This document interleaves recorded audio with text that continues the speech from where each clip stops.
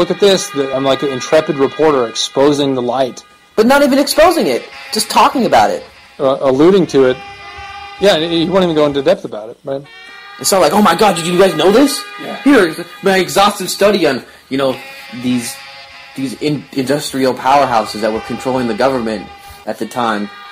He just alludes to it, about corruption. Of course, never shining it on the free trade people. Oh, the free traders? They were just legitimate academics. Yeah. They were just saying pursuit of knowledge. They were just real, real scientists saying what should be. And you know how I know that? Oh, because I also believe what they say.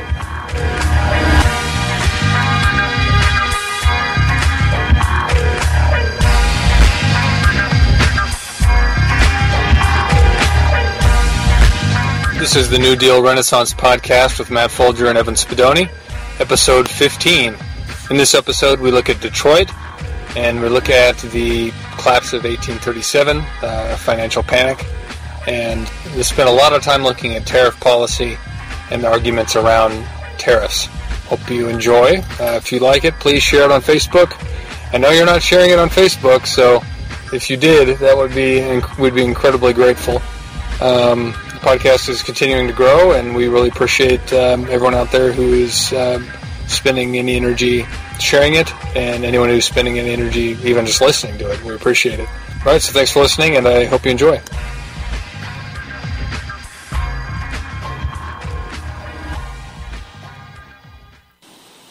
This thing about the down plane, though, is really interesting, right? Because it's like not getting nearly the level of... No, it's about to disappear. Yeah. It's about next week. Someone, Justin Bieber, come on, we need you to do something. We need a new news cycle because no one cares. And this was like a trump card that was played almost. Yeah, exactly. It was like, oh yeah, what about this? And we'd be like, meh. We won't. And they're like, huh. Like, what do we do? What do they do? That's almost the scary thing. Is there some sanity factor in there? They can like say, okay, this isn't working. We have to rethink this and back up for a second, or is it just going to like double down? Probably double down. I don't know. Do you think they'll ever be able to have like a co-partnership where there may be like the second in charge? It's more like the Black Ops operator guys. Like, is there any restraint that they get from anyone else in the intelligence apparatus, or are they just free reign to do whatever they want? And then, do they even have a reality principle of checking themselves about what's going on, or just total, just I don't know. Is it just totally insane? Is it that insane? I don't know. Yeah, I mean, I don't think. Guess we'll find out. Yeah, that's sure. Speculating on stuff like this is meh. Yeah. You just know what the plan is if something happens. Yeah. Then you just say no war, absolutely not. Under no circumstances unless we're invaded. Yeah, and then, they were already backing up. Kerry was already like, oh, well, we don't know if it's actually Russia. And they they went out on this limb, and they pulled this supposed Trump card, and then no one took the bait, and they're like, they're way out, just in the lurch, dangling in the wind, or whatever you want to say. And they're like, oh, they're always there. They're always out in the wind. Well, they're always pushing the envelope, right? But they were like, Kerry made a statement, and he had to basically But he does that all the time. up. He does that all the time. Yeah. So politically, Obama's not going to take him. He's not going to fire him. Yeah, right. But it's just good that the avenue is basically this specific avenue has basically been closed. It's like it's not getting anywhere. It's not getting any traction. So they're like, well, time to reposition, time to back up, time to. Who knows what the next thing will be? We know they're going to try something. Who knows what it'll be?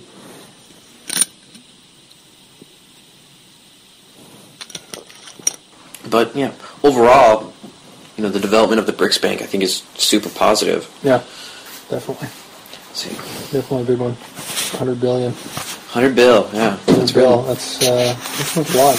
I've seen the Huffington Post headline change on the bellicose nature of the Ukrainian plane downing rhetoric. Yeah. Of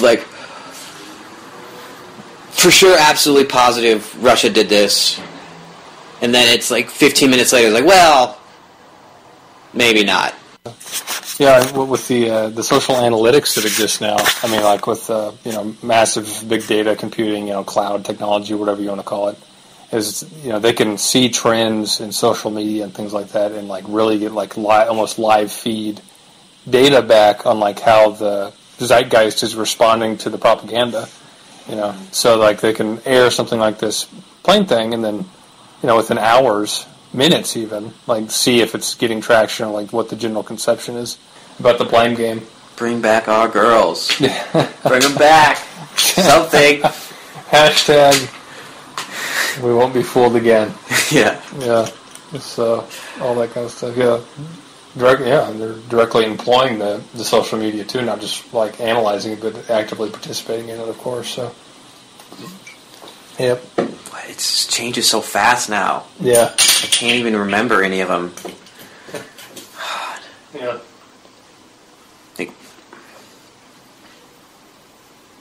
I wonder what the night, what was 2 weeks ago before the plane? There was something. What was it? And every time it's the most important thing. Was it involving Ukraine? No, I'm just talking about in general, like. Well, it was definitely Gaza last week. Yeah, Gaza too. Yeah. Yeah. I don't know. People say two-state solution. I think one would be like just have economic integration. That's what you have to do. Is get them working together and making money and having an improving standard of living. Yeah, but there's all the race theory of the Zionists, So it's like this. Oh, pish posh. Ugh. Yeah. Just stop. Oh man, it's not only that easy. So we're looking at Detroit, and in the 1950s, Detroit had a population of 1.8 million. Now that number is all the way down to 700,000. So it has been depopulated by basically over two-thirds. No, not quite two-thirds, but substantially. And that's pretty interesting. They're shutting off water to people in Detroit. And what else? What else do we know about Detroit? The combined economic depression and the previous globalization has done a number. Well, what you see is that this is what happens. This is the result of the policies of the last, since, I would say, Nixon, since the 70s, since the early 70s. This is what you get. You get Detroit. Yeah, privatizing water now and so, asset stripping.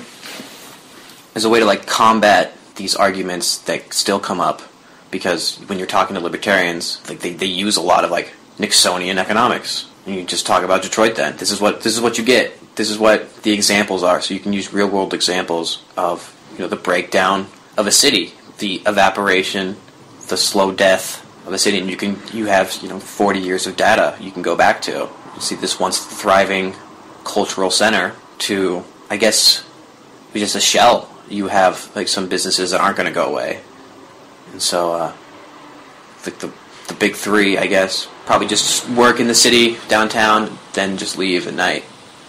Yeah, go to Grosse Pointe. Well, gentrifying areas of it now too, though. So.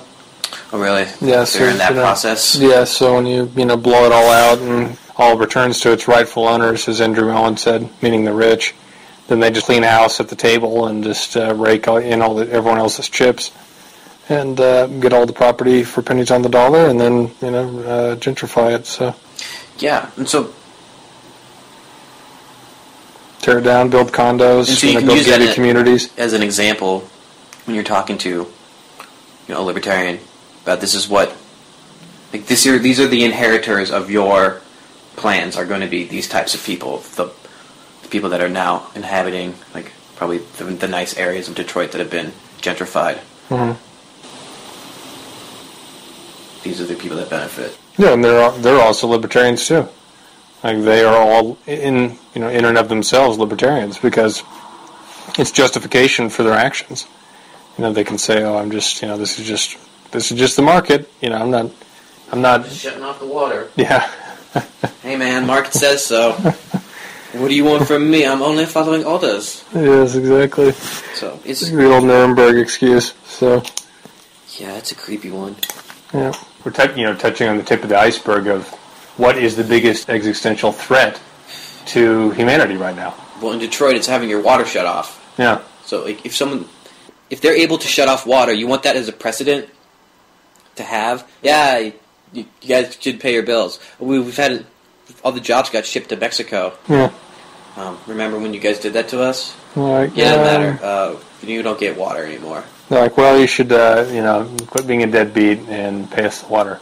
Even though the unemployment rate's 30%, there's no way, that means that, some people are not going to have jobs. So there you go. And everyone's so taxed to death and, regulated to death that small business owners can't compete and all that kind of stuff. So it's all a scam.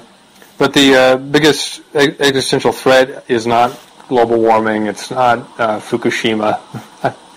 It's, in my estimation, it's this giant circulating flow of fictitious financial assets and capital seeking to find a return.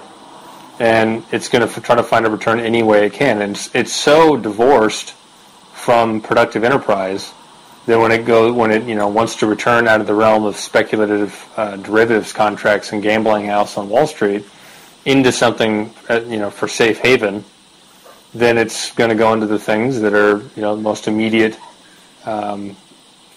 things for people's existence, where they know they can make a profit. And so that's where the driver for privatization really comes from, where these financial assets have to seize control of something in order to continue their existence, and they can't just be these abstract debt derivative contracts forever.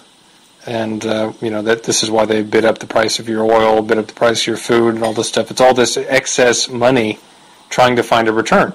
And since they don't want to actually go invest in plants and equipment, labor, ingenuity, technology, investment, things that would actually increase production, they're going to do what's the most guaranteed, which is always a downward-looking perspective. It's always privatize this water supply. Oh, you can't pay for it? We're cutting off your water. It's just disintegrating society just to maintain the creditor class against everyone else. And many other cultures have been destroyed by this kind of activity. This isn't anything new. This is, thousands of years old of this kind of same mentality. NAACP denounces water shutoffs nationwide. Yeah. At least this water shutoff controversy is finally getting some international and national attention to Detroit, which has just basically been ignored for many years, never making headline news. You try to ignore Detroit. Yeah, just no one's talking about it. I mean, look at Michael Moore, for Christ's sakes. He's supposed to be like Mr. Detroit, Mr. Michigan, and he just doesn't mention anything about it. He could have done a movie on that. Yeah. Are you really going to shut off these people's water? Yeah. Is that really going to happen? Just the bombed out wreckage of the former city. You can call it the former city of Detroit. And that's the face of deindustrialization. That's the face of free trade. That's the face of libertarianism, because it's all very much capital unrestricted flow of capital doing what it wants. Atlantic City, I think, is on the same route as Detroit. Its credit ratings are getting cut. Going in for the kill. You should ask Chris Christie, is Atlantic City going to be the next Detroit? Yeah. Chris Christie would love to appoint emergency managers to it. The thing I was reading a thing about Governor Rick Snyder seeking and having press conferences to encourage foreign investment in Detroit and Michigan. So basically, this is like the last, death throes of a nation, basically, where the misrulers, the corrupt, incompetent oligarchs and ruling class are like inviting an asset sell-off to foreigners of the country, basically, under the guise of foreign investment, of course. And, like Chrysler being totally owned by Fiat is, just the tip of that iceberg. They're going to buy all the public lands, buy all the public utilities, buy everything, buy the energy grids, and everyone there will be basically a slave. You'll be a third world sweatshop slave to foreign investors. And the managers of it and the idiot oligarchs will be, the new administrators for that foreign dominance. And it's kind of what you're saying, creeping into Detroit. The Wolves, if they get their fill, they'll turn it over to the foreign Wolves, and they can give it a go around. So, yeah, I can see that happening. I can see them trying to the creditor class certainly pushing for that, talking about foreign companies having jobs there. Yeah, they justify the same kind of mentality. I don't know. So it's pretty disturbing. It's almost like, why. Well, I get, China has its own reasons too, but this globalized system, China hasn't really called in their debts, or the debt that the U.S. owns or is owed to China, and so if they tried to blow up this international system of finance right now, this very globalized world economy, they'd basically be reneging on $1 trillion of treasuries and all the potential assets and productive enterprises and whatever they can get their hands on from those debts. So they don't, it just doesn't. It isn't viable to them. They're going to try to maintain this system for a while longer. Yeah, I see China wanting stability. Yeah, that too. Just they're not, that kind of bellicoseness or whatever you want to call it, or just leadership in general, or headstrongness that would make them do this. Make them very un-Chinese. I think they'd rather just have a serf that they just kind of use. Yeah. Much more than try to shear the sheep. Yeah. They're just going to keep building themselves up and increasing their own power, prestige, and production. Getting their citizens health care. Yeah, and all that kind of stuff. And, the natural trajectory of things will lead us to just kind of an internal crisis of... We're there. Yeah. We're shutting off water in major cities because people can't pay their $150 bills. Okay, so what... how do you pay for this stuff? What the argument would be well, where's this money coming from? Coming from my pocket? Mm-hmm. Am I going to have to pay for... Sure, deadbeats. Some welfare queen? Yeah. And their... Queen, Whatever it's always like, and there's 7 kids from 15 baby daddies. Yeah. That's too big of a number. No, that's fine. It's better that the number doesn't make any sense. Yeah, it's just part of the argument, part of the reactionaryism. That's what they say. Yeah, sure. So, what's our retort? Retort would be, well, what's the problem? People don't have any money because they don't have jobs. Well, how do you get people jobs? Well, you need job creators, or you can become a job creator with the federal government. I didn't say that right. Oh, well. What I meant to say is that you get the federal government to start issuing credit for infrastructure, for jobs, local infrastructure, all the way down to national stuff. But where would this money come from? The Federal Reserve. But where would they get it? From the credit creating power of Won't that cause inflation? They'll say. Won't that cause inflation? Well, who cares? That's a good result. If you're building stuff that actually does things, building dams, maglev bullet trains that crisscross the nation, they're going to create wealth in and of themselves. So your currency is going to be way stronger. It's backed up against real infrastructure instead of fictitious Wall Street nonsense. Right. So that's what I say to inflation. That's always the argument. Since they're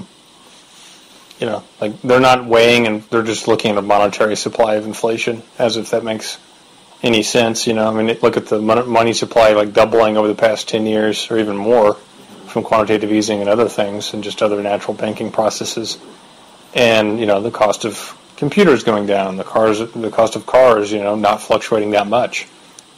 Housing going up and down, but that's relative to bubbles, so it's affects not everybody. A lot of renters deal with rent rates and things like that, so... Yeah, and, just the argument that, all this stuff is directly tied to money supply is just totally, just self-evidently retarded. I mean, it's just like where are you basing that off of?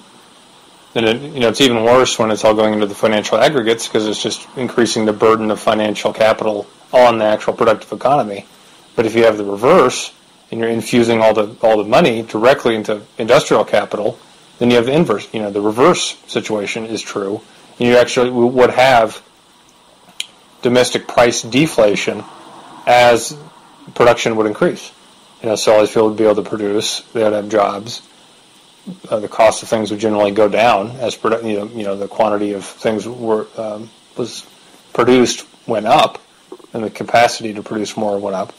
So, also, I'd have a trade. You'd need a trade tariff. Would be nice. A nice 15% trade tariff would help. Yeah. Speaking of the tariff, I got a few things here that tie into all kinds of stuff. Some is about the Morrill tariff. Justin Morrill passed tariff of 1861 March, actually a few days before Lincoln was inaugurated. Let me read some excerpts from this.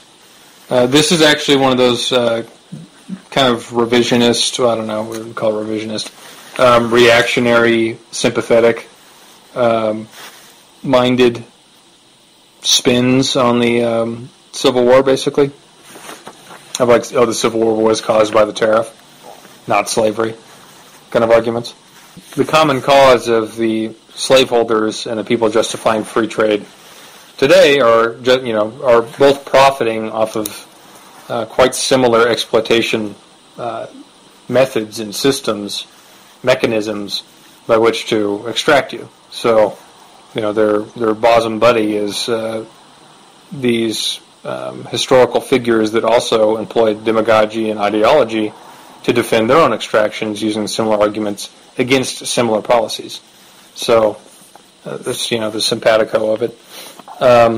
This article: most Americans believe the U.S. Civil War was over slavery. They have been to an enormous degree miseducated. The means and timing of handling the slavery ridiculous. The means and timing of handling the slavery question were at issue, although not in an overly simplified moral sense that lives in post-war and modern propaganda. But had there been no Morrill tariff, there might never have been a war. So you think this... The fire that was, that was under a lot of free labor movements was radical abolitionists that were absolutely against slavery for moral reasons. Yeah, and economic reasons. Yeah. That's just absurd. Yeah, so it may have been totally could have been averted, not by actually addressing the slavery issue, but by avoiding this one tariff. Even though there was votes on tariffs all the time. Like 1816, 1824, 1836, I think, 1842 definitely, 1846, 1857, 1860. Okay, but this one tariff just blew the whole country up. It's just, okay, whatever. The conflict that cost the lives of 620,000 Union and Confederate soldiers and perhaps as many as 50,000 Southern civilians and impoverished many millions of generations might never have been. A smoldering issue of unjust taxation. Wait, did it say impoverished many generations? Yeah. But they freed all those slaves. Yeah, that doesn't compute. Opening up of the land for homesteaders instead of slave oligarchs to buy it up. Blame the Unionists or blame the Northern industrial class for the Civil War because they wanted the tariff. It's just an anti-tariff rant. You're trying to use Civil War and pseudo-history to justify an anti-tariff position. Oh, but think about the impoverished many millions of generations that might never have been. Meanwhile, slavery being emancipated somehow not calculated into those millions. Or what is he saying? Is that an endorsement of slavery underhandedly? I don't know. The living standard for most Americans went up after the Civil War. Yeah, it went up in Europe too. It's because the very depressed, the economy had this giant millstone around its neck of the slave system. And once that was able to be destroyed, disassembled, whatever, absolved, whatever you want to call it, dissolved, good. then humanity was able to move forward into industrial progress. Not to say it didn't have severe challenges and hurdles and especially in the South, opportunities of its own. And so I guess you could get some anecdotal stories in there of carpetbaggers and you better believe he focuses talks on about those. carpetbaggers? Of course, yeah. The scourge of the world. Just the worst. These 20,000 carpetbaggers that probably existed. Yeah. Meanwhile, just think of the Outlaws of Josie Whale when he spits on that carpetbagger, Clint Eastwood. See, I fall down on the pop culture references. But I don't think 70s cowboy movie is pop culture. But so the 500,000 slaveholders or people that are involved in the slave trade, those aren't deserving of derision and attack, but carpetbaggers, those are the scourge of the world. This is like the Scarlett O'Hara version of history. A smoldering issue of unjust taxation that enriched northern manufacturing states and exploited the agricultural South was fanned to a furious blaze in 1860. It was the moral tariff that stirred the smoldering embers of regional mistrust and ignited the fires of secession in the South. This precipitated a northern reaction and call to arms that would engulf the nation in the flames of war for 4 years. Well, the reason why tariffs cause issues in the South is because they have a ruling class that hates tariffs because they hate production. They like extraction, and they want to be able to buy cheap British goods, and so they pay a bunch of politicians to be anti-tariff. Under the guise of defending public virtue and all this stuff. The genteel slave oligarch, gentleman farmer, yeoman. Raping his slaves every couple days or whatever. Yeah. Well. It's like, every slave owner was also a rapist. It's just probably worthwhile to throw out there. Just because, it's like, hey, let's get this, like, really, in, like, stark terms, right? I'd say upwards of 90%, if not more. You're living in a culture that justifies you seeing someone else as a piece of property. You're going to do with them what you want, Yeah. And so that just kind of generates, like, the worst instincts in people. So anyway, with that just single paragraph definitely pinning the blame on the North, as if the North shouldn't react to a bunch of radicals in insurrection. Like, as if any government in the world would just sit there and be like, oh, okay, fine, well, even though you're a minority, even in the South, of, slave owners and people that were tied into the slave trade, and those, surrounding people that have been radicalized by the ideology of Calhoun and other demagogues, you're an insurrection, so we're just going to, lay back and let you just run roughshod over all the constitutional rights of the people that exist in your state? How's that justified, right? Mm-hmm. I mean, read the Bill of Rights enshrined in the Constitution and the rights that were provided to the citizens, enshrined in the Constitution compared to the Confederate Constitution. And its justification, its repeated mention of slavery, its total omission of the General Welfare Clause, the Constitution, right? So what, you're just going to, allow this yoke of much decreased rights and prospects just to be usurped from you? And then the other, the whole northern class should just go along with that? Like, what government in the world would allow that? Prior to the U.S. Civil War, there was no income tax. In 1860, approximately 95% of U.S. government revenue was raised by a tariff on imported goods. A tariff is a tax on selected imports, most commonly finished or manufactured products. A high tariff is usually legislated not only to raise revenue, but also to protect domestic industry, it's supposed to say from, but it says form, so from foreign competition. By placing such a high protective tariff on imported goods, it makes them more expensive to buy than the same domestic goods. This allows domestic industries to charge higher prices and make more money on sales that might otherwise be lost to foreign competition because of cheaper prices or better quality. This, of course, causes domestic consumers to pay higher prices and to have a lower standard of living. Sounds like Milton Friedman. Just like, I mean, even the prose and the exposition is like written for like a fourth grader. You know what I mean? Tariffs on some of the industrial products also hurt other domestic industries that must pay higher prices for goods they need as to make their products.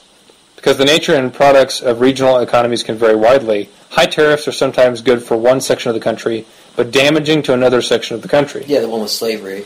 Yeah. And no industry. And it's not a this or that. You can still buy local goods. And you can still buy foreign goods. Yeah. You just have to pay a tax on them. High tariffs are particularly hard on exporters since they must cope with higher domestic costs and retaliatory foreign tariffs that put them at a pricing disadvantage. Retaliatory, as if it's not in the general interest of nation-states to allow their citizens to just get dumped on by whatever combination of cartels and monopolies that exist outside your borders. Yeah, just putting your people under that sort of yoke. And you're going to be under a weak position because you're not going to have a local economy that you cultivate for yourself. You're always going to be at the whims of, who's ever doing the thing that you need. Yeah, controlling tariff policy, it provides, look at it this way, it provides a wedge between cartels forming up between foreign and domestic producers, right? Because you're creating a barrier, a financial barrier between those two things colluding together. And they try to phrase everything in here too also as if like, well, this guy named Pete came by and he thinks we should pass a bill that just says, give Pete money. Just write him a check. Like as if there would be any kind of, like it's just some kind of total giveaway. Some kind of total gravy train. As if there would be any kind of driver or support for such an action. Right? Like even to pass a responsible tariff in the country, you're going to have groans of, I'm going to have to pay more. The fruits of that might not be seen for a few years until, if it's an infant industry argument, until that person comes online with being able to manufacture more high-tech goods, in which you're able to really reap those benefits. I mean, look at South Korea. When they were paying incredibly high tariffs in the 60s and 70s for all that, massive tariffs on foreign cigarettes and alcohol, all this kind of stuff. They could have groaned and been like, oh, blah, I want to spend my money now. But now they have, massive industrial companies like Samsung and whoever else, LG and, the other ones, that make ships and make, shipping, like one of the biggest shipping manufacturers that exist now, and all this stuff, right? So that all requires, like, the society to invest in paying those higher rates for a future benefit. And, of course, that's just totally, like, lost on these people. So that is why you could even ever pass a tariff bill at all. Because, like, people at the time were intelligent enough to know that, hey, this will eventually pay off, and this will eventually provide a reward. The people directly working for it and all that kind of stuff, too. And they try to make it seem so self-interested that when you think about it their way and think, how could this possibly ever pass with, like, you having maybe a few congressmen in your pocket, that you can bribe or lobby or whatever, but how is it going to pass two houses and get signed if it's not in some kind of wider interest? It just makes no sense. Prior to 1824, the average tariff level in the U.S. had been in the 15 to 20% range. This was thought sufficient to meet federal revenue needs and not excessively burdensome to any section of the country. The increase of the tariff to a 20% average in 1816 was ostensibly to help pay for the War of 1812. It also represented a 26% net profit increase to northern manufacturers.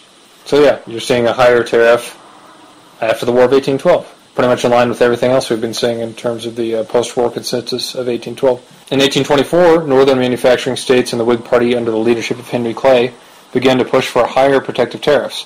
These were strongly opposed by the South. The southern economy was largely agricultural and geared towards... Is that what it was? Was it agricultural? Like yeah. Iowa? What was it? It was a slave society. Yeah. It was a slave... The largest that ever was, according to those Yale lectures, in terms of population. And geared towards exporting a large portion of its cotton and tobacco crops to Europe. In the 1850s, the South accounted for anywhere from 72 to 82% of U.S. exports. They were largely dependent, however, on Europe or the North for manufactured goods needed for both agricultural production and consumer goods. Well, what should they... Is there an answer there other than buy it from someone else? You can build industry. Oh wait, that would challenge the slave oligarch's position as top dog. Can't have any industry in the South. Yeah, they didn't want anything that would lead to an increase in rising wages and population density in the South. And, there you go. And so the whole author phrases this as just the thing of like free trade and just endless extraction economics, which don't work in their own terms because they just eventually break down and destroy what they're extracting. Or what? Civil war? I guess that's their other alternative. There can be no actual progress. Northern states received about 20% of the South's agricultural production. The vast majority of export volume went to Europe. It went to Europe in exchange for what? What do you think it would go there for? Possibly manufactured goods that they could have made themselves. A protective tariff was substantial benefit to northern manufacturing states, but meant considerable economic hardship for the agricultural South. So just, end of paragraph, end of sentence, end of argument that he's trying to make here. They're just saying the foregone conclusion that there can be no manufacturing interest in the South. In the 1860 election, Lincoln, a former Whig and great admirer of Henry Clay, campaigned for the high protective tariff provisions of the Morrill Tariff, which had also been incorporated into the Republican Party platform. Thaddeus Stevens, which is the in the Lincoln movie that's played by Tommy Lee Jones, I just like to throw that out there so people have, if you've seen that movie, you have a general idea of who this person was. Yeah, some context. Thaddeus Stevens, the most powerful Republican in Congress and one of the co-sponsors of the Morrill Tariff, told an audience in New York City on September 27, 1860, that the two most important issues of the presidential campaign were preventing the extension of slavery to new states and an increase in the tariff, but the most important of the two was increasing the tariff. Stevens, a Pennsylvania iron manufacturer, was also one of the most radical abolitionists in Congress. He told the New York audience that the tariff would enrich the northeastern states and impoverish the southern and western states, but it was essential for advancing national greatness and the prosperity of industrial workers. Stevens, who had become virtually the boss of America after the assassination of Lincoln, advised the crowd that if the southern leaders objected, they would be rounded up and hanged. Well, I think that he focused on the tariff as the most important issues between slavery and the tariff, because he knew the tariff was how to get rid of slavery. The increase in the tariff was the road, the actual means of attack to get rid of slavery. That you couldn't just be an abolitionist in and of itself. You had to have a system and an economic means in order to conduct that battle. Yeah, and then the idea of bayonet rule in the South, which is absolutely ridiculous, with Andrew Johnson as the president. You kidding me? Gosh. It's interesting to see, because it was so Lincoln ran. Who do you run with the first time? The guy, Hannibal, yeah, the great Hamlin, right? The guy, the great name. But then he ran the second time. He only got about 40% of the vote when he ran the first time because it was a three-way split of the ticket. But then when he ran for re-election, in 1864 to be nominated in 1865, that it was a coalition party, right? Mm-hmm. So he had to have a cross party lines kind of thing like FDR, where you're like bringing in the opposition figures of the government into the government so they don't just sabotage you from the outset and keep your enemies closer kind of thing. Yeah, and it's interesting to think if it was even necessary, because he trumped McClellan pretty bad. Yeah. So they were worried, though. Yeah. At least that's everything I've read about it says that they were really worried because the battles, the North won a few major battles right before the election. Before that, they hadn't really done that well. Yeah, exactly. Yeah, so they were making concessions and mediating themselves to the pre-battle situation, and then once those battles came in, it was like, oh crap! Now we have Andrew Johnson on the ticket. Yeah, assassinate him. Yeah, assassinate that guy. They should have just took him out real quick, and then porridge, and then put William Henry Wallace in a time machine and send him back, and just have him as a running mate. Sure. Just always the insurance policy. Just always have Henry Wallace as your running mate, and that as long as he's VP, you're safe. Yeah. The guardian of assassinations. So a total separate. We're done with that crap. Essay there.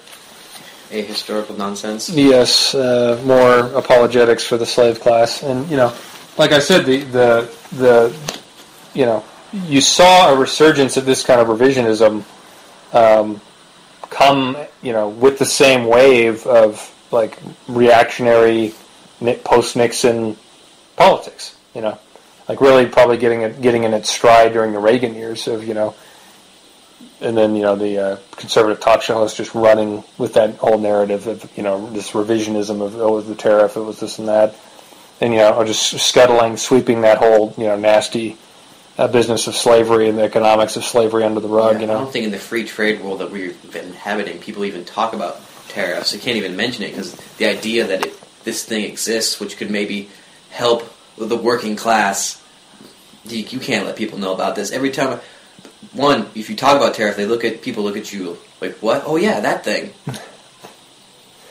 So like, you can't even talk about it if you're Rush Limbaugh talking about the Civil War.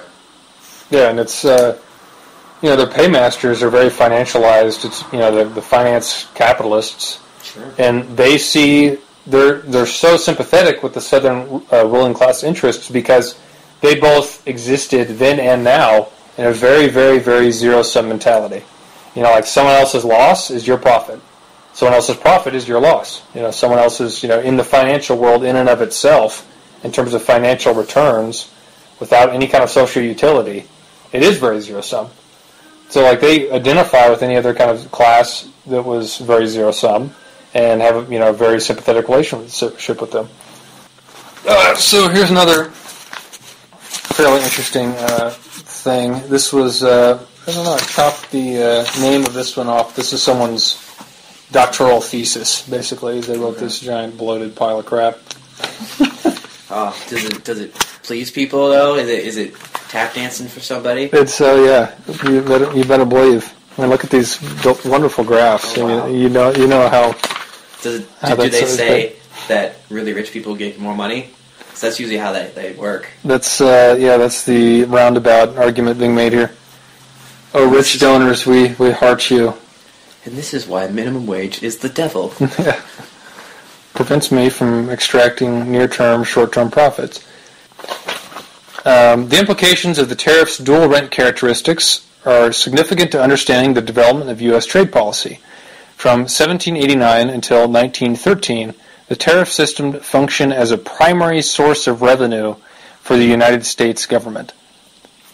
That sounds really appealing to me, right? I mean, can we get back to that rather than me paying all these goddamn income taxes and everything? Taxes on this, taxes on that, taxes on gas, taxes on property, taxes on so all this stuff. This is the primary mechanism that they used to fund the government. And it was a dual sword mechanism because not only did you fund your government with it as the primary source of revenue, but you also facilitated and nourished domestic manufacturing by the same process. So it's like you're collecting a revenue, and it's not attriting and lowering consumption and lowering production. It's actually increasing production at the same time. So can we get back to that, please? I would really appreciate that. Yeah, what else is there to add? I mean, I don't know what the next argument is after that. Is that saying it's a bad thing? That's an inherently negative thing that you wouldn't want to create any revenue? Is the only argument that there's going to be like some pain on the short term for consumers? Well, let's read on. Let's see. Tariffs were simultaneously employed to provide tax revenue and varying levels of protection for import competing industries. The legacy of both aspects outlived the transition to the revenue system of the modern income tax after 1913. As recently as 1932, the Democratic Party advocated a return to, quote, a competitive tariff for revenue, unquote, while the Republican Party openly espoused tariff protection well into the 1940s. So, I wrote, thanks, Wilson. So basically you got, we're not going to protect you anymore. So the government basically had this, pact or whatever you want to call it, agreement, ideological capitulation, coup de grace, whatever. of like, okay, we're not going to actually protect you from foreign sweatshop slaves anymore via tariffs, and by that action of protecting you, actually gaining revenue for the government, so doubly benefiting the state and the people. Now we're going to not protect you at all from anything of the vicissitudes of the open, cartelized, predatory, quote-unquote, free market monopoly cartel system, and we're also going to tax you on top of that. We have to get the revenue from somewhere, so that's going to come out of your labor. So basically you're, just everything in reverse, basically the exact opposite of what a tariff system would provide. Like, just everything going the opposite direction to the lowering of labor. The United States, which once financed as much as 90% of its annual budget for import duties, as we read in that other article too, tariffs have not been a significant source of revenue since shortly after the Income Tax Amendment of 1913. There you have it. It's out of your hide. Instead, that money is not coming from foreign producers. Yeah, it's not coming out of foreign producers, which in turn you are actually subsidizing, because like China has learned mercantilism, and they have adopted pillars of the American system of economics, and so they have a tariff against American imports, but we don't have one against theirs. So it's a totally uneven playing field. You can't win in these situations. So the best thing you can do to win is restore that tariff to block out what they're doing, to just equalize the playing field, in a general sense. So since we're not doing that, we're basically just like it's just a giveaway operation. We're just like, here, take our lives, take our property, whatever. Here's some more just funny stuff. Economists naturally tend to view tariff history through the lens of trade theory, and accordingly exhibit the discipline's well-established free trade orthodoxy. So I'll read that again. Economists naturally tend to view tariff history through the lens of trade theory, and accordingly exhibit the discipline's well-established free trade orthodoxy. Certainly is established. Yeah. Well established. So he's just admitting here that, hey, when economists... We all know. who we work for. Yeah. Let's not kid ourselves. We work for the money power, and we're cheap dates for the money power, and he's just laying it out here. Economists naturally tend to view the tariff history through the lens of trade theory, and accordingly exhibit the discipline's well-established free trade orthodoxy. Right. So the whores for the money power, when they look at history, they're like processing and reprocessing and giving you this thing that's been well processed through their brainwash apparatus. Yeah, it's like when Peter Schiff talks about those areas of like the great rise in standard of living, post Reconstruction and New Deal times, and they never talk about tariff. Yeah. He doesn't mention it. Yeah. He says freedom. Freedom. Just waving a flag. Yeah. That'll do it. The case. Okay, then. So the next sentence is: the case is far less clear among historians, where a surprising amount of sympathy. Sympathy. I mean, looking at facts is often extended to the protectionist arguments of the late 19th century, of which more is to be said. So this is just utterly fucking backwards. So when the economists look at this, runs into our theory, is like they don't work. What? I guess these historians have this sympathy, some sort of. They have this sympathy, yet we're maintaining our orthodoxy of our well-disciplined, well-established theory of our, through our lens of our theory of our orthodoxy. It's like they're janissaries, a sort of elite group, or well-disciplined, orthodox, established. Phalanx of, Yeah, and so you wonder why your country is in decline and they're turning off the water in Detroit. This is it. Yeah. This emanates through every body of every ruling class establishment and determines what our policies regarding economics are.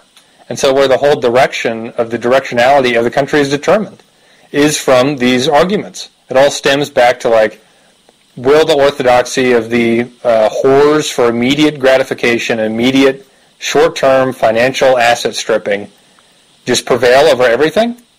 because they're doing that in Detroit, and it's leading to genocide and the closing off of water supplies, and they're just, fat, happy, and stupid enough to go along with it. Yeah. It's coming near you, Atlantic City, getting their credit rating cut. Yeah. Who's next? Stockton, California. Are you on the chopping block next? New York City is already a total police state with stop and frisk. So implementing something in that with a really overt police state apparatus, where they're like just killing, shooting, strangling people like every fucking day, is not that far off, and it's already in very depressed economic circumstances. So like I said, either get with the picture, learn this shit, or else you're going to be, in a really, your future looks very, very bleak. Yeah. From the position of, people. And luckily we're seeing, some signs of life. Finally, a pulse has been detected in some of these people and how they're actually coming out to oppose the Water Detroit thing.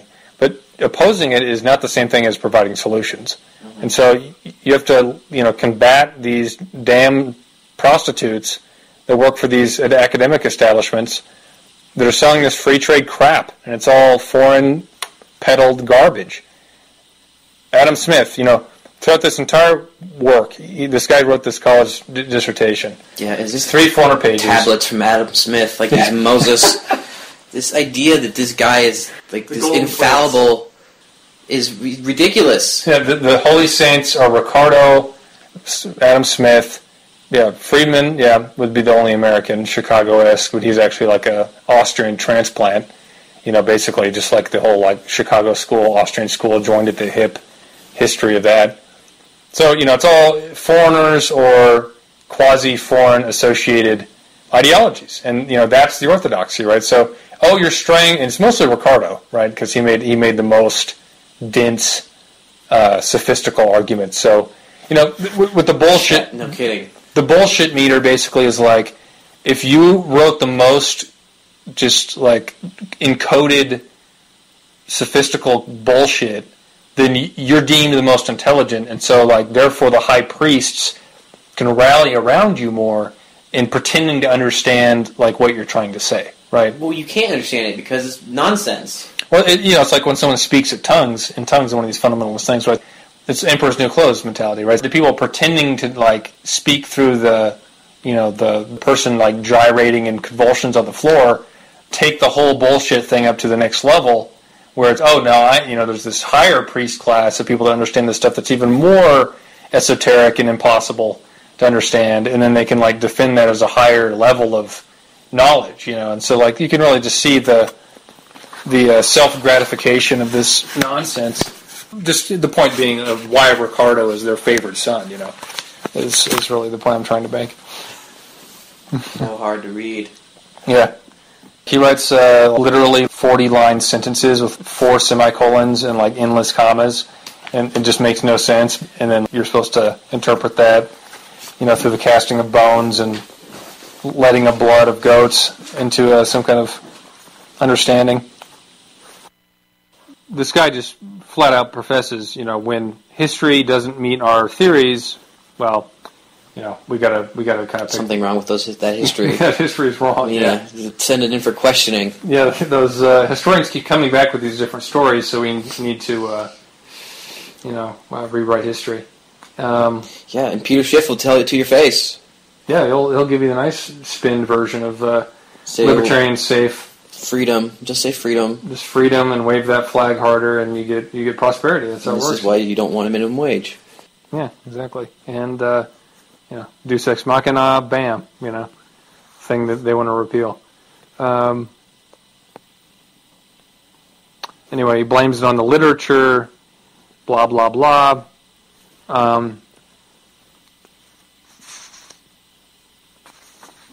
A problem also here that I'm not going to get into the details of where that he's obviously implying this, because it's just too hard to make that case.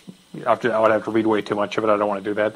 But the thing here you'll find also with the free trade people is that they look at the tariff as this self-evident thing, that it's this tumult over societal forces that want the tariff and that don't want the tariff, and that it's to be found in the individual revenue, or one of the lines here he says that, like, at most each of these eras only altered the side which enjoyed the upper hand of tariff policymaking.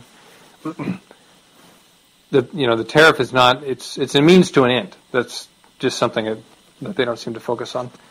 That he's pretending that some people want to tariff at this rate, some people want to tariff at that rate, and if there's some kind of ascertainable way to know how much the tariff should be, and then you just have it that rate forever. And that's just totally not true. Like, the tariff would constantly fluctuate with changing world circumstances, with changing technologies, with different factions of external competition coming to bear, with different factors of rising standards of living in other countries.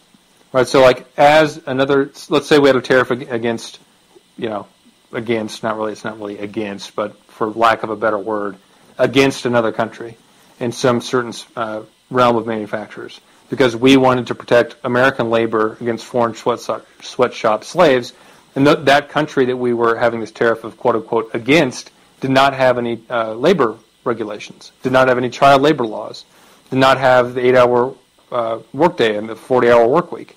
And then they developed in their own prosperity enough to have those things, and then they implemented those things. Well, at that point, we might want to take another consideration and look at the tariff, right? Yeah, this isn't, absolutism. I mean, you look at the situations as they are, and what's going on as it's happening. You don't marry yourself to ideology, well established maybe, and founded in, whatever. Yeah, and that's the problem of a economist on page 12 of his dissertation is writing, like, how do we find the secret, the Rosetta, I don't know, the Fountain of Youth. Yeah, just the 7 golden cities. Yeah, of the solution of this problem. Well, it's like there is no solution of the tariff in and of itself because it's a means to an end. It's not an end itself. How do you make the carburetor? I can't get to work with my carburetor. It's just a piece of an overall machine that the economy is. It's an important piece, absolutely. And can it work? I don't know that much about cars, so maybe a carburetor. But tariff, yeah, you can limp along without a tariff and get destroyed slowly but surely. I mean, what happened was we had the greatest engine of economic growth, human development, and progress the world has ever seen, and it got sold off for scrap. Mm-hmm. And now we're shutting off the water in Detroit. How did we get here? Yeah, people like this, and yeah, exactly. It's just the hyper reductionist douchebaggery of economists, right? Like, then immediately he's going to hyper reductionism of saying, like, oh, we got to find the exact level of the tariff, and then we can just, like, ignore this thing, as if you're not piloting this big system that is constantly unfolding. And you need to know how to adjust these various dials and levers of it in order to get the desired outcome. Just it's the whole problem of the economists in general is they're so reductionist that you can't. They're just impossible. Like, they're just even how they go about trying to ascertain knowledge and information is just completely, utterly flawed internally and meant to be. So these people can never have any solutions for anything. Like that old guy debating. Josh Bivens? Josh Bivens. Like first words out of his mouth, just diving into minutia. Just diving into the trees from the forest, Yeah, I don't see a forest here. What are you talking about? Gotta sound smart. Gotta justify your position, man. Yeah, and when they just immediately dive into just super minute, super reductionist crap that you know what you're interfaced with, and the biggest problem in academic economics is that I would say in like a sentence, if I could just super condense it, would be that there is no competent study of macroeconomics. Just period. It's just all for the short-termism of some internal thing. Or the actual macroeconomic study has like basically been like an outcast wandering in the outer darkness for decades. Yeah. And it's always been a struggle to even have those things. When you had like a post-Civil War consensus, basically Henry Carey's work being like the mainstay, this works, the Adam Smith of his time, in terms of the modern thing of like the go-to guy of macroeconomics. That's when he actually had unparalleled prosperity. So these things matter a great deal. Yeah, I think the biggest problem with economics is that you don't marry it with history. Yeah. I think that would fix most of the problems. You have to, they have to be the same. They cannot be, it's like the yin and yang. You can't have history without economics, and you can't have economics without history. Yeah, exactly. It makes neither of them, and like the huge part of the problem with existing history, like we talked about in the Washington bio from Ron Chernow. Devoid of economics. And when you say devoid of economics, we're meaning that in the broad historical context, not the reduced term that people mean it now. When we say economics, we mean all of societal power and influence and money, because it's really the same thing, tied together in the whole dynamic of that. And so when you try to understand history, but by not understanding the central players in it, by those with the power and the influence, then you're just off in some kind of wilderness. If you're trying to understand someone's individual life, that's fine, right? But if you're understanding presidential history, American history, the history of the state, war and peace, economic development, not some narrative of some person's life, which is, of course, just riding the waves and crests of those giant forces. Absolutely. Calhoun is a great example of this. This guy that rode these waves.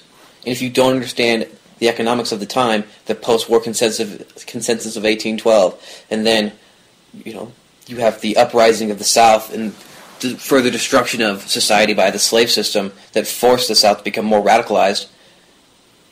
And then that's where Calhoun went, because that's where that crest of the wave was going. If you don't understand that, you just see this guy, you don't understand the picture. Yeah, he had a change of heart, or some naive thing like that, And it's, it's the problem of the modern historians also, in that Calhoun book, it's called On Liberty. The preface of it is this guy is trying to refurbish this guy's image of Calhoun. And, as a historian, it's hard to, I'm sure it's difficult to be in his capacity as a historian and be studying someone and really revile them. It's just rough, to do that. You want to kind of like the guy that you're spending so much of your time in life learning about and writing about. You probably can't help but eventually even the most hardened, notorious figures of history. To some, degree, you start to see the humanity of it, or I don't know, whatever. Anyway, but that's going on, right? So he's writing in that book of we should look at Calhoun as he was actually a much more profound thinker than we gave credit, and all this stuff. And it's no, not at all. And every move that he made politically, if you know the economics, was very expedient and totally unprincipled. Fire-breathing opportunist. Yeah. Yeah, in the same sphere of James Henry Hammond, which I think probably by next week we're going to really hit on really hard, perhaps, to really just show the level of social Darwinism and everything like that going on. Yeah, and I see it today. I've had a conversation with people I work with that they've actually said, I think things should be the survival of the fittest. I was like, whoa! I just said, fascism, okay. And then the word fascism took him aback and had him think. Uh-huh. But the idea that these people just so against their own interests, it's incredible how brainwashed, how permeated through this culture that these free trade, libertarian sort of ideal of yourself as a Minuteman yeoman farmer, don't tread on me is everything. It's just a lot of buzzwords and nonsense, and utopianism really is what the problem is. Yeah, it's funny people justifying that mindset, how actually completely utopian they are. Yeah. When pretending to be hardline realists, which is the biggest, it's such a joke. Right? Because they're saying I worked, I'm working, I can do it, why can't you, kind of mentality. Well, it's do you realize that is a utterly subjective statement that has no bearing on actual objective reality at all? That somehow that there is just a job or means for a job or tax structure for you to have work or even self-employment is just self-evident, right? Yeah, what really took made him think was talking about healthcare and how I think it's a national interest that you have the best healthcare system in the world available to everyone in the United States. And he was like, I can't pay for it. And I explained, tax Wall Street and public credit and whatnot. And I was like, you know what else? China's going to be doing that, and China doesn't care. If you don't have a healthcare system in your country, you're going to be absolutely swamped. Yep. By people that do, because they're going to be way more productive than you are. Yeah, and fighting off rickets. Think of the world situation right now, and just if you deleted China from the equation, how infinitely worse off we would be. Because if you didn't have this rising power to challenge people from the highest to lowest levels of the society to really rethink how they're doing it, right? Because you can point at China and be like, oh, they're doing dirigism, they're doing mercantilism, and it's working because it always has worked. It never didn't work. That was always just some kind of sophism. Just some kind of garbage ideology, demagogy that it didn't work. So, you have a real-life example of something that's coming into view that's big enough to challenge them, which is the only time they'll pay attention to it. And then you can use that as a thing to club them over the head with. Because, unfortunately, most of what people think, and worse than that, it's even the axioms by which they understand the world that they might not even know they have, but they do, are wrong. And, with the results that you're seeing of all this stuff. So it's just, challenge the things you know and, dig down and challenge the things you didn't even know you do. You just got to keep digging. Yeah, keep going. Keep grinding. Yep. So to continue with this article, as the economics of free trade gained wider acceptance, the tariff history genre attracted greater scholarly input. The most influential work by far is Taussig's or something, I don't know, whatever. Tariff History of the United States began in the late 1880s and updated to reflect each. So was it the work used to justify the change in 1913 if it was written in the 1880s? So you're at this great high of prosperity because you've had tariff and national economics for a couple decades. Yeah. So people forget. Yep. And so the Milton Friedman of this time, he's like, oh, we've been high out as a kite for 20 years of the New Deal. Mm-hmm. I'm going to write everything in opposition to it, and people will be like, oh, well, When the problem is when things are good, you're right. People don't pay attention to this kind of stuff. Yeah. So it just immediately falls into disarray. This is the problem of Republican form of government. But it's the best we can hope for. So we got to get back to self-improvement. Well, we have the internet now. Mm-hmm. You can just watch some YouTube videos with historical evidence. Yeah, Amazon has this thing now for $10. You can get access to 600,000 ebooks or something like that. Wow. It's okay, right? Come on. Oh, wow. You can do it. Set the world on fire. Yeah. You have basically a library in your e-reader or iPad or whatever, in your Kindle or app, for $10 a month. You can't beat that. Yeah, that's more incredible. That a week that's going to be books. It's world-changing stuff. Yeah, it's all coming online. Stanwood's 2-volume work from 1904 similarly remains the defining, in many regards, only comprehensive legislative history of 19th century tariffs. The work is unfortunately limited by the author's open embrace of protectionist trade theory, a source of critique from other scholars, including Taussig in his own day.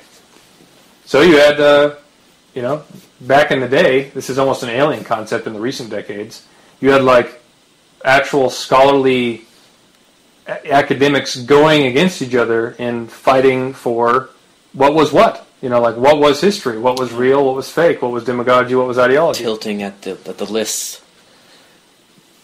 To what? Tilting at the lists. Like knights with lances. Oh. That's what that is. Yeah, that's how academics should actually be. Yeah. It should be interesting. It should be debate. There should be room for argument. But you can't talk about tariffs and have these be working minimum wage at some awful thing, McDonald's, Walmart, and talk about tariffs. People will get upset. What? This was a thing? Yeah, and we and just to show how far the academic culture has fallen, and it has fallen.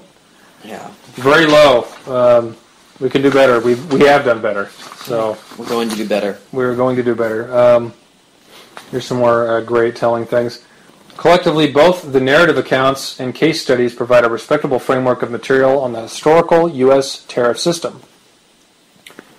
Though also one has many unfilled gaps and is often limited to a handful of classic works.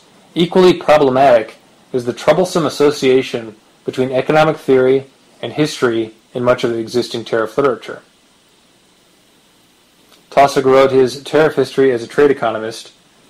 So, Taussig, the guy that wrote the tariff history that we approve of, was a trade economist. That the economists that write about history, A-okay. A+. Can't do it without it. It's really hard. It's so obvious. Yeah, it's very difficult because you're having to bury all these like really obvious things that people knew and they worked and they were historically proven. And then you're just like, man, how do I hide this? You know, how do I bury this body? That's like these bodies. You know, that it was just like so obvious. You know, as we were studying with the Panic of 1837. The Panic of 1837 didn't end effectively until 1843, 1842 by some arguments, which is when you had another protective tariff. So finally they got out of the depths of the it was actually Tyler. Oh, my bad. So that's right, he's a Whig. Yeah, technically. He was like a Whig like Obama's a Democrat. Or I guess he technically is a Democrat, but you know, like Truman was a Democrat, sure. Basically. Yeah. So anyway, the Depression from 1837 lasted to about 1842, 1843. When they put the tariff of 1842 came into action, you know, of course, this was out of the depths of the Depression. Of course, it didn't return to the prosperity that existed, during the Monroe years. Or the potentiality of that, because it was after you didn't have a national bank anymore. So imagine chaos. That. You just have different script being written for the Cincinnati Bank of this side of the street. Imagine getting your currency directly from Chase Manhattan, Bank of America, Citigroup, Wells Fargo, directly, and them issuing their own script, and imagining just how wonderful that would be, right? Oh, we got rid of that Federal Reserve, the libertarian and the Fed, burn it down. They're like standing on the ruins of the rubble of the Fed systems, and they're like, yes, now Chase Manhattan Bank is no longer, hamstrung. They can release their own currency now, and we can all be paid in effectively something moving much closer to company script.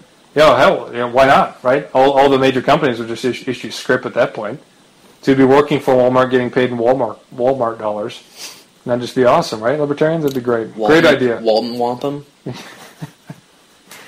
Wonderful idea. Let's enact your fantasies. Anyway, so another, a lot of these academics, when they're trying to, prove that they can really be good whores to the money power, they write these dissertations, which basically just like end on, they're just a dime a dozen.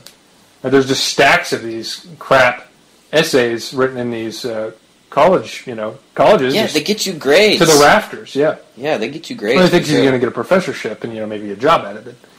But the problem is he's way too obvious with this. The good ones know that they're being deceptive. The good ones know that wait a minute, I'm a whore.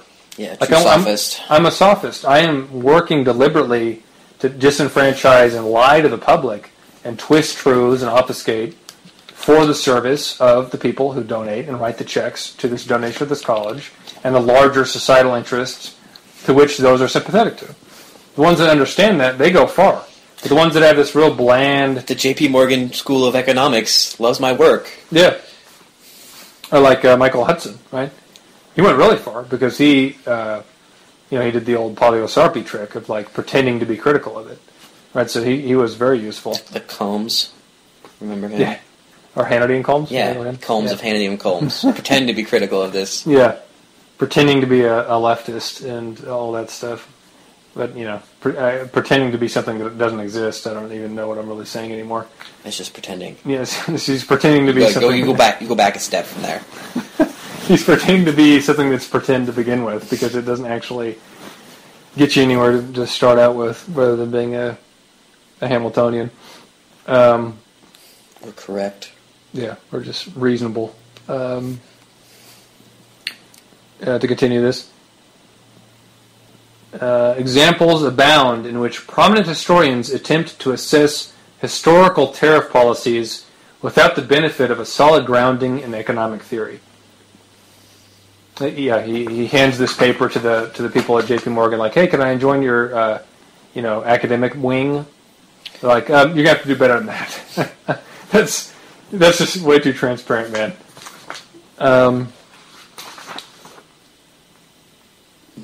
Anyway, as a side note, this is a pretty high-level point I'm making, but whatever. He says, in actuality, the analysis reflected tariff incidence as realized only through its revenue component. And it goes on, but just the point is, he's saying that in order to actually understand tariffs, you have to always look at the revenue component of it. But that's secondary. So, he's trying to be a good sophist here. He really is. And he's saying that if you look at tariffs, you have to understand them by how much revenue they bring in. But that's the side effect. The principal point of the tariff is actually to protect, foster domestic industry. And as a bonus, you get some revenue from it. But he's saying that everything must be understood from the revenue component of it, not the actual production which was facilitated that wouldn't have existed had you not had the revenue tariff, or a revenue or protected tariff. The drive shaft also works the lights. You get a little generator there. It does the electricity too. It's revenue from tariff. Yeah, exactly. So they look at the secondary effect of it and then pretend that that's the whole point of it and that's the end-all be-all of it, which is, of course, what you expect a sophist to do. So he figures that one out. Yeah. But he's just way too evident obvious in this other stuff. Probably went to school with this guy. So to continue another page here. In some cases, the problem created by the absence of a background in trade economics is pervasive. The late 1860s were crucial and formative years for the protective regime that lasted until 1913. In Heather Cox Richardson's 1997 book, The Greatest Nation on Earth, is widely viewed as a definitive history of the Republican Party's economic program in this era. Richardson's work contained a detailed and thoroughly researched account of the tariff policy at the close of the Civil War, yet she approaches the rise of protectionism and the motives behind it with ostensibly uncritical occurrence.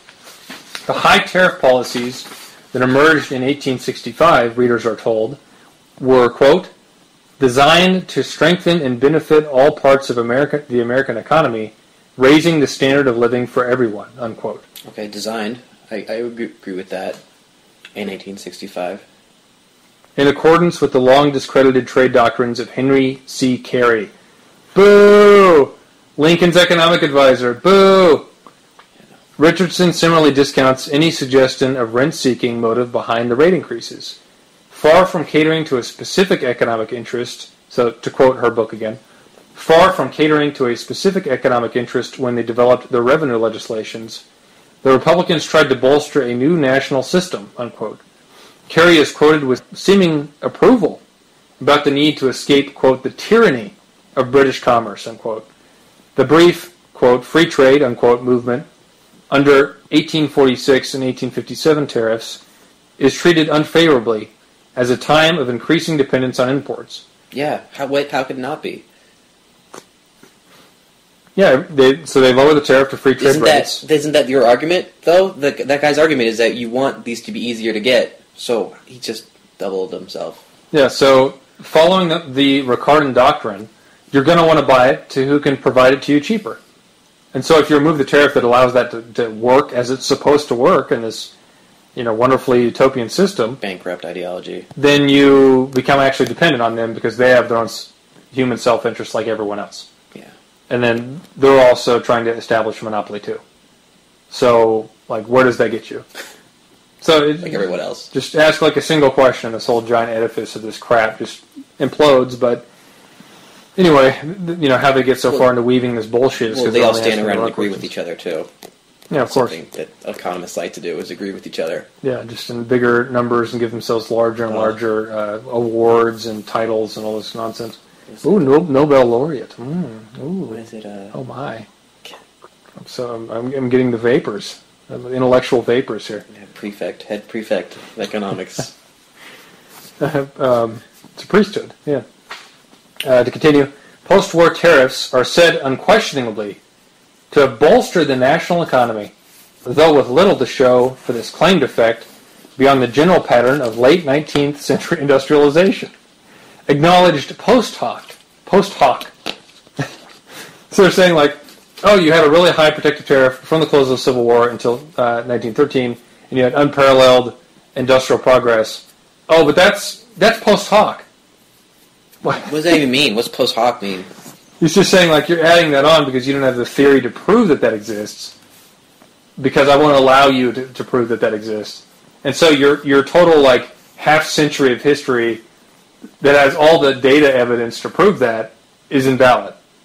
Yeah, it's just ridiculous. And so all the evidence of their theories working as supposedly proven are always counterfactual claims. So they'll say, oh, that whole thing about late 19th century industrialization, oh, that was in spite of the tariff. Yet, from 1846 to 1857, when you didn't have the tariff, industrial progress declined. Yeah. But what? That was... led to a civil war. That was also counterfactual? Yeah, added fuel to the fire of Civil War. Yeah, and that too. They're like, oh, well, we want free trade, this and that, they want protection. And boom, every once in a while you just get a civil war out of this system. We don't know how it happens. It just, poof, civil war. You can't read history. Yeah. Because if we read history, we're up. And so it's totally damning, right? So 1846 to 1857, after they repealed the tariff of 1842, so you get the tariff of 1842, you reverse the trajectory of the economic decline, basically. That goes too well, and then you have to repeal that for the tariff of 1846. The slave power can be reascendant, just marching headlong into the Civil War, like we're marching headlong into, whatever you want to call it, just implosion with this same atrophy, decay. Shutting off your water is part of atrophy. Yeah. Coming to Atlantic City. Yeah, coming to a city near you. Camden. So we're just Stockton. Lemming-like marching off these cliffs. Because these, entrenched economic interests have strangulated all opposing viewpoints but their own, and, supposed academia is just utterly in their pocket. So-called academia. Yeah, so-called, for sure. They're in the business of destroying knowledge. So, just, their points are always counterfactual. Just fantastic, right? Oh, we don't have actually any history to back up anything we're saying. It's like, wow. That's pretty great. Yet you pretend to be an expert on this. So to continue this, it may be duly noted that the dramatic rise of U.S. industrialism in the late 19th century occurred under a prolonged heavy tariff regime. This condition has proved paradoxical. God, what, like Gordian's knot? This thing appears out of the mist. Just, you walk through Answer a mist me these riddle 3. You're in the MC Escher world of surrealism. This condition has proved paradoxical for historians and economists alike, who generally believe that the American economy grew in spite of the tariffs' ill effects because of the country's size and market integration. So it's always some other excuse. Oh, I actually exercised and ate healthily over the course of 6 months, and I became in much better shape, lost tons of body fat, and became much more fit. But I think that's counterfactual. Mm-hmm. I think it was actually because I was praying to Shiva, drinking on the side. I was drinking more than I probably should have. I think it was actually the beer drinking and the occasional times I let myself splurge of eating ice cream or whatever late at night. And not all, I think that's what was actually making me ripped, and not going to the gym every day. Yeah. This is economists. This is the shoddy nature of the crap that they're peddling here. Other historians have been less enthusiastic about protectionism's benefits, yet similarly uncritical in their analysis of its origins. Ooh. For example, commies. He wants to say commie. For self-interest. Yeah. They just pin everything on self-interest. It's like, okay, yeah. What's your alternative? Yeah. For example, David Montgomery's highly regarded History of the Reconstruction Era, from 1865 to 1877, restates Carey's arguments for protectionism in detail, yet ignores the possible presence of an interest group element behind the national strength arguments. Bum, bum, bum. Oh my God! Could it be? Is it the industrial class? Are they the group? Is it them? It's like a... Why can't you talk about that? Why can't you say, this... Sure, certainly. New England manufacturers absolutely wanted this, and they also hired a bunch of people, created a bunch of stuff. There were some major issues. We had unions, and there was a bunch of other history you have to learn to understand it completely, the struggle between those two classes. But it's way better than free trade slave oligarchs. Yeah, they... Tarpley mentioned recently, like, a Baldwin locomotive was like one of the biggest contributors to Carey. So they're paying him to write this kind of stuff. And he yeah, sure. obviously clearly believes it. But the problem is that objective reality actually, in fact, it does exist. Yeah. Oh, fuck.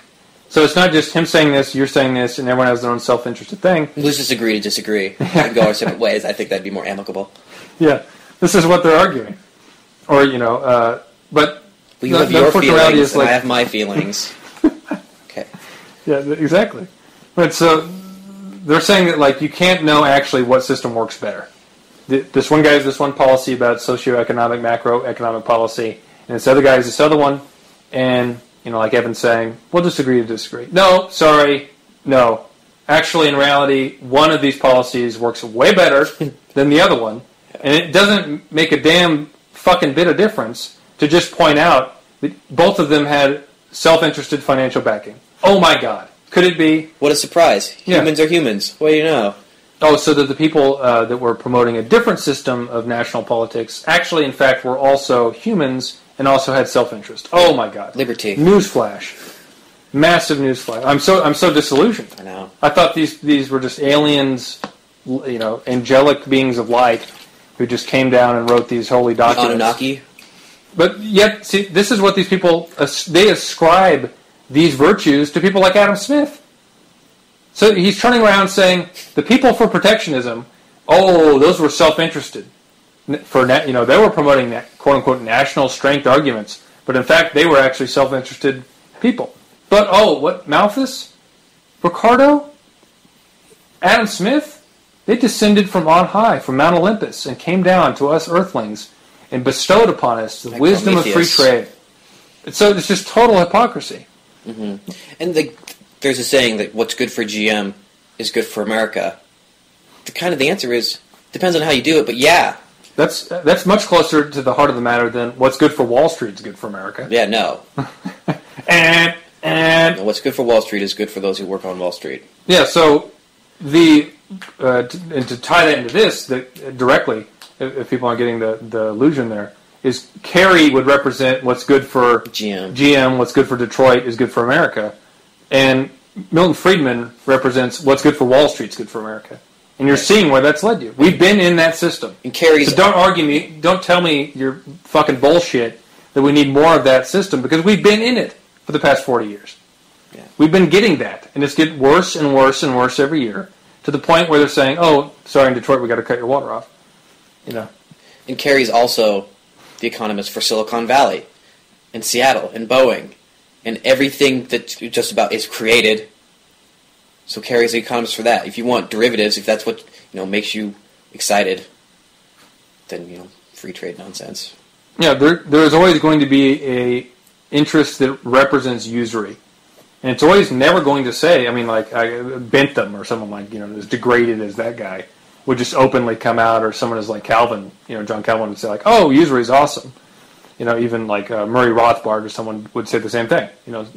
Those level of degenerates. But if you want to be like mainstream and try to like really corrupt the mainstream zeitgeist, you have to be speaking something in a moderate language where you can have your ideological payload kind of hidden in there.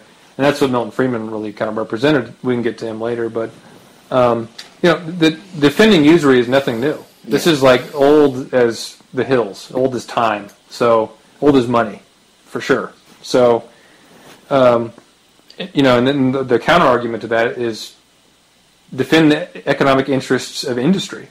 That's your best bet. That's what the left needs to learn, because that's our only ticket out of this situation we're in. Mm-hmm. Is divide and conquer the ruling class, and you're dividing them. You're not conquering the whole ruling class. You're dividing the usury interests, put them in one camp, and get the Boeings, the Silicon Valley, the industrial parts of the Fortune 50 on your side, export-import bank style, drive that wedge between those factors, right on the level of the import-export bank. Enduragism. Yeah, absolutely. While we still have these forces even at all, Like if Wall Street continues to get its way, we aren't going to have any GEs or any Silicon Valleys or anything. Right? So like these forces will come to heads, and they are already coming to blows. So like let's get in a mindset of understanding these social dynamics and, encourage them to fight amongst each other and throw whatever weight we have as individuals in with the industrial class. As people at the time did, Obviously people reading Carrier, the Latin farmer era and the people back then generally being more intelligent, of course, they're going to know this, that there's interest behind Carrier's writings. Yeah, if you're reading Plutarch and, Livy. Yeah, you know these things. This isn't anything new. Yeah, but you identify that, hey, like, either that or free trade, slave system, like in the late 1850s, they wanted to reopen the slave trade. It was just all going backwards. Like, these forces were, like, coming to a clash. Oh, no, I'm sorry. It was all because of the moral tariff. Yeah, of course. I can't believe that even got published. That wasn't actually a college dissertation, though. That was just some idiot on his website. Oh, well. Anyway, ignorance of trade economics is also a prominent feature of many biographies of Alexander Hamilton. Here we go. Let's take some shots. Yeah. Duly celebrated as a founding father, the Federalist Papers co-author, and accompanied politician of the first Secretary of Treasury, Hamilton's formative role in early stages of American trade policy is difficult to understate.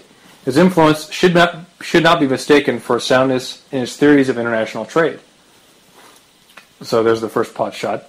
While articulate and immensely capable in economic thought, Hamilton remained an ideological follower of protectionism for most of his life and subscribed to trade theories that were considered retrograde even in his own day. Yeah, by Jeffersonian radical... What? Yeah, by Jefferson and the opposition, before Jefferson became Hamiltonian late in his life and recounted all of his free trade ideology, realized he was completely wrong. He didn't publicly come out of it. He admitted it in private letters, but those are all public now. If you want to know them, if you care to know these things, if you care not to be an ideologue and be humble enough to try to learn. The ones with Adams? It was in the same era of his correspondence with Adams. It was post-presidency, like even post-Addisonian presidency. I think it was 1816 he wrote it. On that same crest. Now saying that, it's like, yeah, hey, that whole same mindset of the post-War of 1812 consensus. It's just seeing like one thing after another pop up in that same vein. To continue, as early as 1774, he lent his support to the radical doctrine of autarky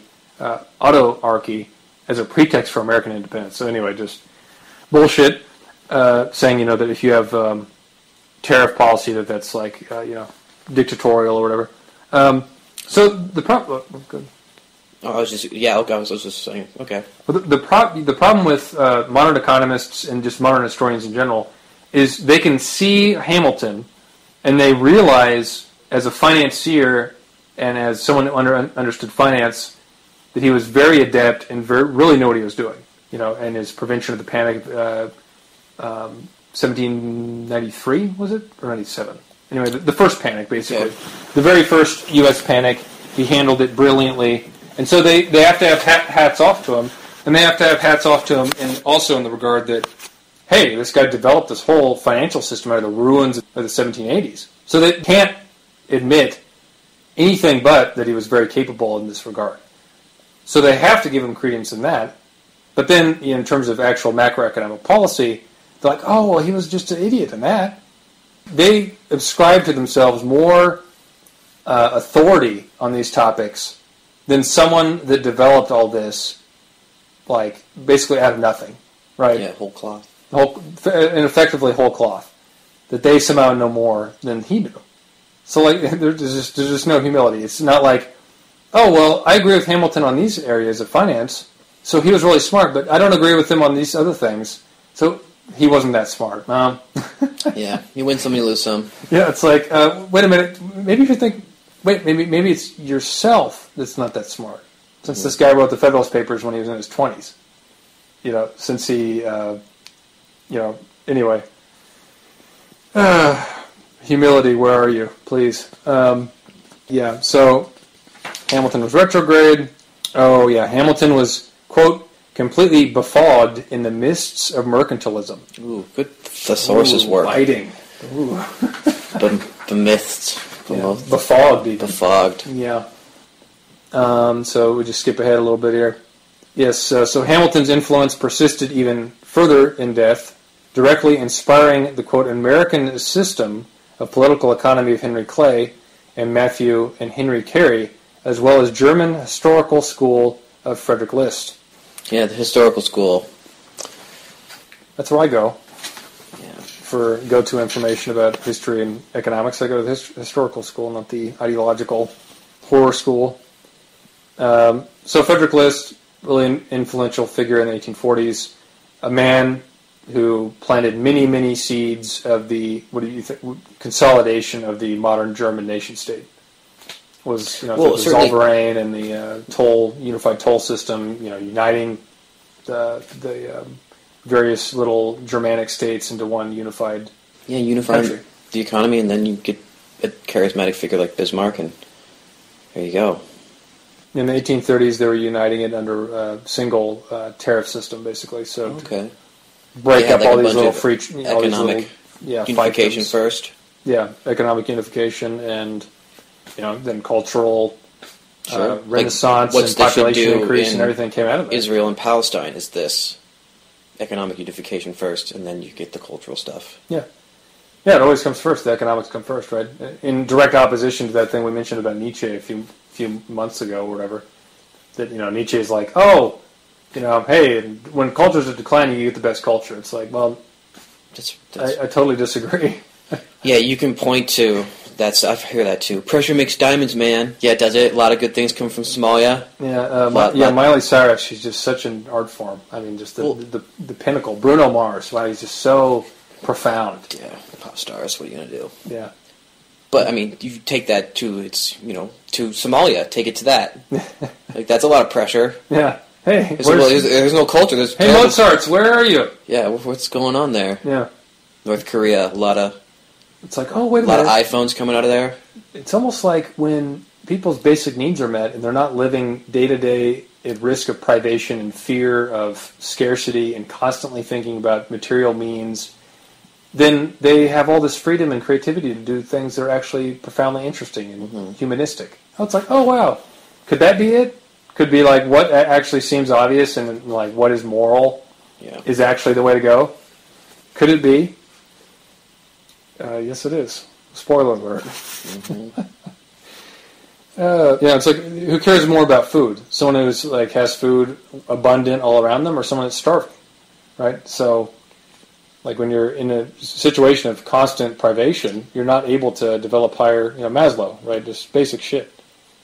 Hierarchy of human needs. Come on, let's get with the program. So to continue this, the elder Carey. So Matthew Carey, before Henry Carey, called Hamilton, the road to true independence, and quote, the light against the darkness of Smith's free trade. Well, yeah, kindred spirits, I guess. Kindred spirits to Hamilton and myself. Free trade is darkness.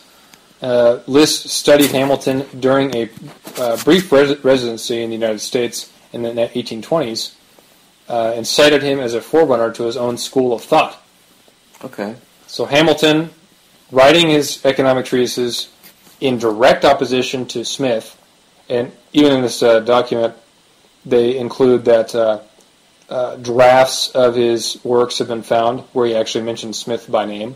But if you read them both, and if you read Wealth of Nations, it's just incredibly obvious. I mean, he's like picking exact. Almost line by line stuff right out of Smith and saying like, no, this is wrong. Oh, this would be nice, but this, but foreign monopolies, cartels, imperialism exists basically, and you have to do things to combat it if you want to maintain independence. One of the keys to this sort of ideology is keeping things super narrow, so you can't bring in like reality at all. We've discussed this ad nauseum. links, keeping the reality out so you can push free trade. Yeah, and it's always some super magnified view on some specific thing. It's like, if you look at this little area, this little quadrant of space over here at this certain specific time and place. Well, with the Dollar Tree, things would go up to $2 if you had a tariff. What are you going to do then? You can't call it Dollar Tree. Think of the costs. Yeah, think of the cost of changing the name to $2 Tree. Can't have that. They've invested so much marketing on Dollar Tree. You know, the brand is ruined. Meanwhile, like, we could have those factories, and so they'd have have to call it $2 Tree, Tree, but meanwhile, wages would be twice as high, so people could easily afford it. Mm-hmm. You know, now it would be even better than that, but whatever. Oh, here's a great Milton Friedman quote. Oh, God, okay. Influential as it was to policymakers, the policy prescriptions of Hamilton's report have little more to offer to the modern study of international trade than the protectionist tracts they inspired from Henry Carey. Nobel laureate economist Milton Friedman dismissed Hamilton's primary argument, the infant industry theory, as a, quote, smokescreen for favors to industries that never grow up. Okay, continue. What are these industries, and how don't they ever grow up? That's the end of his argument. Oh. So, I think Milton Friedman... we still have, like, sail ships going around? Yeah. I think Milton Friedman, the brilliance of his demagogy was basically just to throw random periods in sentences that should have continued. Like Reagan spirit, and then just like stop, say things confidently. Yes, and you think there's going to be more to what he's saying. It's just like, that's the end of the sentence, and you're like, oh, I guess that was a statement. But I thought there was going to be some kind of just because maybe attached to that sentence, but no, just a declarative statement of fact with just no reasons, no because, just like that is so, just dictated. Hamilton's other major argument, the use of tariffs as an answer to the predatory trade policies from other nations has, quote, according to Milton Friedman, of course here, quote, no validity whatsoever, either in principle or in practice, unquote. For the reason that such policies tend to self-inflict the foreign power that enacts them with associated burden of higher prices. Right, because they have no benefit whatsoever at all, according to Milton Friedman, just higher prices on goods. So there's not even an effect. Yeah. There's only, it's the only thing in the universe that there's a cause but no effect. Like violates the laws of causality. How can you get away with that? How did this happen? How do you not have someone say that it does protect industries? That's what it does. I mean, that's just the shadowy figures in the back that are paying these people. They're doing it because they protect industries and then they employ people. You can see right here. Yeah, it's I don't know. It's just like he doesn't give an inch. It's just like no, like nah, it doesn't happen. I'm like, oh well, what about all historical evidence to the contrary? Nope. Wow. How can one argue with that? How can you? Yeah. So that's the kind of things this guy's sorting, and amazingly, Chernow's depiction. So he proposed Chernow's Hamilton biography, the 2004 Hamiltonian biography. Really great book. Everyone should read that. Yep. So he's saying that in the realm of the intellectual debate, free trade won. Really? Is that how it happened, really? Okay. Sure. If you're going to be ahistorical, you might as well just run with it, Mm-hmm. That like, oh, wait a minute, the economic interests that benefited from the ideology of free trade they won. And so, therefore, as an extension of that, the arguments that seem to, the frontal-facing ideological arguments that were combating each other seem to win. Of course, that really had nothing to do with actual, legitimate, real intellectual debates. Like, there never actually was a real intellectual debate about any of this. That's the problem with this. This was not a legitimate intellectual debate. Just declare victory. Yeah, it was different interested groups pushing ideologies that best benefited them. That was the real thing. Yeah, so once again, he just mentioned some stuff about Historians clearly delineate between 19th century protectionist rhetoric and the less than altruistic reality that often lurked behind it. Less than, like... Horror movie. As if... What world do you live in? Yeah, he's only... Oh, look at this. I'm like an intrepid reporter exposing the light. But not even exposing it. Just talking about it. Alluding to it. Yeah, he won't even go into depth about it, right? It's not like, oh my god, did you guys know this? Yeah. Here, my exhaustive study on, these industrial powerhouses that were controlling the government at the time. Yeah. He just alludes to it being like, oh, you know about corruption. Of course, never shining it on the free trade people. Oh, the free traders? They were just legitimate academics. Yeah. They were just saying what pursuit of knowledge. They were just real, just real scientists saying what should be. And you know how I know that? Oh, because I also believe what they say. Because I'm on their side. So therefore, they're the objective arbiters of rational, reasoned argument. Okay, so just as part of the historical thing of this thing, out of the fog, the real befogment of the ideology of this damn dissertation. From the Civil War to 1913, only twice did the average tariff rate drop below 40%, and then just barely in 1873 to 1874. The doctrine of high protection was nonetheless tempered by the need for tariff revenue, and most policy discussions centered on striking the proper balance of each. So just the interesting fact there of how high the tariff was post-Civil War, and why the country industrialized, and why we passed Britain up to be the biggest industrial country, biggest economy during that era.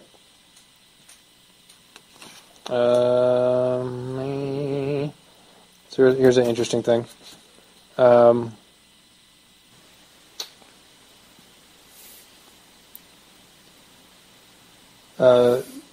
1866, another thing I can just summarize, the people also saw back then the contention basically for you're either going to tax imports and you can get all your revenue that way, or you're going to have an income tax because you have to pay for it somehow, and it kind of just rolls downhill. So if you're not protecting your domestic manufacturers and then getting the revenue from the product of that, you're basically taxing revenue. So it's the double-edged sword works both ways.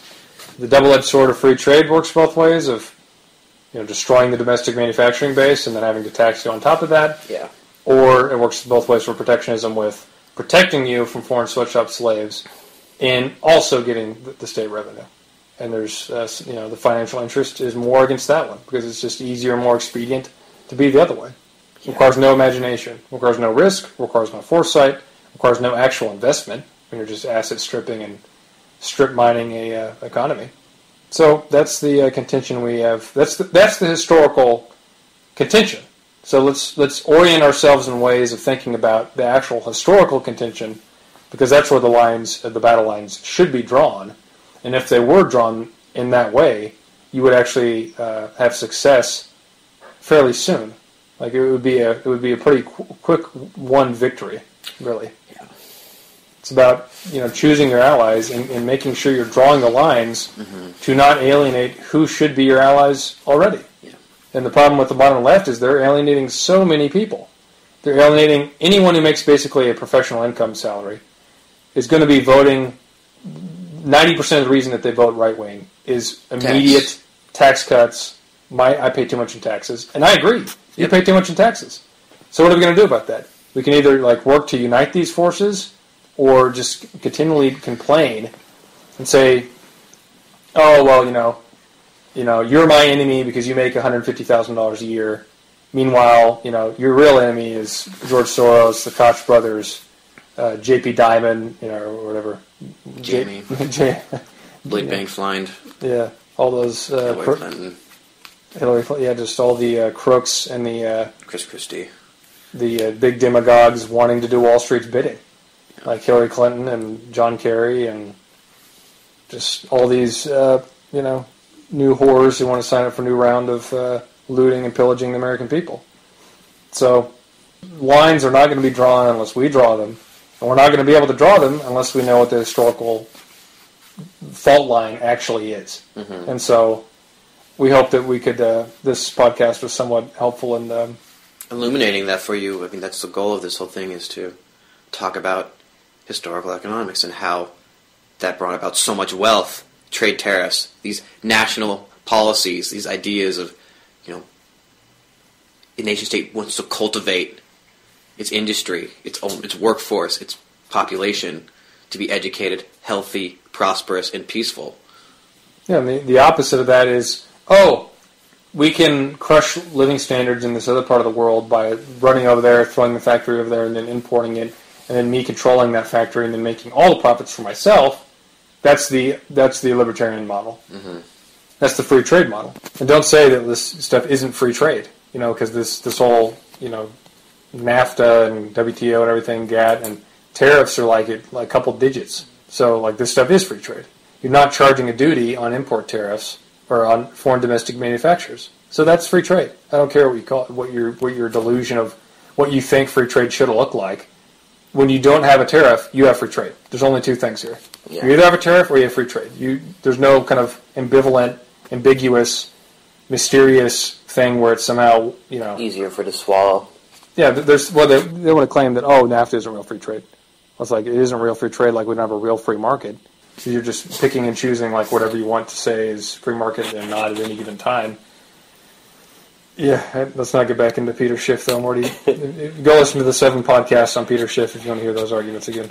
But again, tariffs, as a final closing point I'll make here, tariffs are an enforcement arm of binding the money power to actual physical, tangible production, which is not a self-evident thing.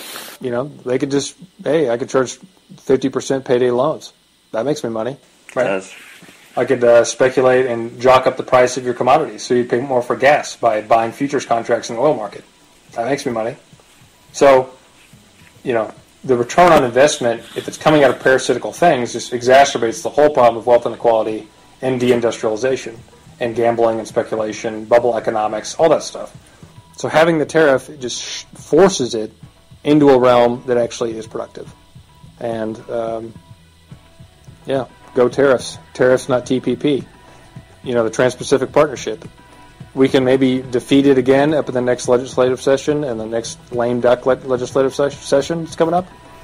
But unless we have a counterattack of a tariff, we're just always sitting on the defensive, waiting to lose our next rights. If you're always on the defensive, you're going to lose. Yeah, there's no way. How are you going to win a war if you're always on the defensive? Yeah, and tariffs are a galvanizing, captivating idea. Torpedo, hitting the starboard bow, just like... Yarg, maybe. Yeah. Tariffs. There you go. Essential pillar of the UFAA, what we represent, the New Deal economic system, the tax Wall Street Party, and we're proud to stand behind them. We're proud to be in the pocket of those private financial interests. Ooh. Big labor strikes again. Yeah. Because if you're not in those interests, you are in Wall Street interests, and there's no middle ground here. Pick your side.